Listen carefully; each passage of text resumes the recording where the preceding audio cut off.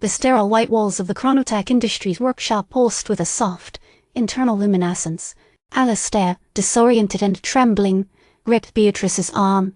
The brass and gears of his Victorian basement, the comforting scent of ozone and aged parchment, all vanished, replaced by this unsettling perfection. "Remarkable, isn't it?" A voice, smooth and carefully modulated, cut through his confusion. A young man, impeccably dressed in a grey uniform, stood before them. He held a datapad and regarded Alistair with a clinical curiosity. "Dr. Alistair Finch, I presume. And your assistant?" Beatrice stepped forward, a gaze sharp and assessing. "We're experiencing some technical difficulties. A slight deviation from the intended temporal coordinates." "Indeed," the young man replied, offering a polite smile. "A temporal shift of 133 years is rather significant. I am Rhys Thorne, temporal analyst for Chronotech. Your equipment appears to be antiquated, to say the least. A rather charming anachronism." Alistair's eyes darted around the workshop. Holographic schematics floated in the air, displaying complex temporal mechanics. Robotic arms whirred, assembling what looked like miniaturized cranariums. He hummed with a low thrum, far more efficient and powerful than anything he's ever built. He stumbled towards a display showcasing news reports, holographic newspapers blaring headlines about Chronotech's groundbreaking temporal research. A younger version of himself, sporting a more confident haircut and a self-assured grin, was prominently featured. "They're using my designs," Alistair whispered, his voice thick with disbelief and a burgeoning sense of betrayal. "My calculations, my theories, they've stolen them." "Your legacy, Dr. Finch, has been quite lucrative for Chronotech," Rhys said, oblivious to Alistair's distress. "Your foundational work allowed us to streamline the process, making temporal excursions commonplace." Beatrice's hand tightened on Alistair's arm. "Commonplace?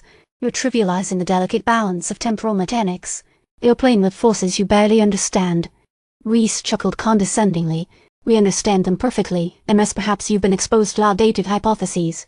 Temporal dampeners, stabilization fields, all rudimentary approaches. Chronotech has refined the process considerably." Suddenly, a flashing red light illuminated the holographic displays. An automated voice announced, "Security breach detected. Unauthorized individuals identified within Temporal Research Wing Alpha. Lockdown initiated." "What's happening?" Alistair asked, his voice trembling. "It appears your presence has been flagged as a security anomaly," Rhys said, his smile vanishing. "A regrettable inconvenience." The workshop doors hissed shut, sealing them inside. Alistair noticed robotic sentinels, previously dormant, activate and position themselves at strategic points around the room. "It seems your unexpected arrival has triggered our automated protocols," a detached voice echoed through the workshop's intercom. "Temporal anomalies are to be contained and analyzed. Retrieval teams are en route." Beatrice ignored the announcements, her attention focused on the scrap of paper Alistair had been clutching, the one he's recovered just before their accidental jump. She brought it closer, studying the strange symbols etched upon it. The paper felt ancient, almost brittle. "The symbols, I recognize them," she murmured, her brow furrowing concentration. "They've been linked to the pre-collapse civilizations before the Great Regression." "They're warnings," Alistair said, his voice strained. "Warnings about tampering with time, about the consequences of hubris." Beatrice manipulated the symbols, the process of digital decipherment appearing on her portable reader. The first symbol clarify, the reader echoing the information. Asterisk Loom unravels asterisk. A loud clang reverberated throughout the workshop. One of the robotic sentinels was attempting to breach the workshop's reinforced shielding. "They're accelerating the retrieval process," Beatrice announced grimly. "We need to secure that paper, Dr. Finch. Those symbols, they could be the key to something far more dangerous than Chronotech Industries' ambition." "But what does the Loom unravels mean? What Loom are they talking about?" Alistair questioned.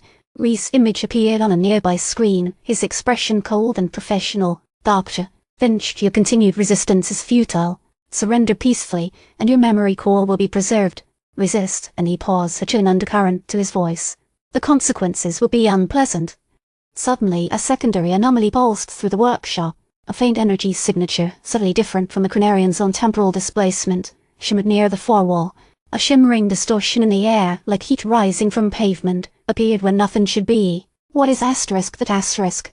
Beatrice asked, her eyes widening in surprise. Her voice, raspy and ancient, echoed from the distortion. The threads there fraying. The distortion expanded slightly, revealing a glimpse of something alien, something beyond the familiar flow of time. A fractured landscape of impossible geometry, swirling with colors that defied description. Then, just as quickly as it appeared, the distortion vanished, leaving behind only the hum of the Chronarium and the looming threat of Chronotech's retrieval teams. Alistair looked at Beatrice, a shared sense of dread in their eyes. "We're not just dealing with stolen research and temporal displacement anymore, are we? Something else, something far old is at play."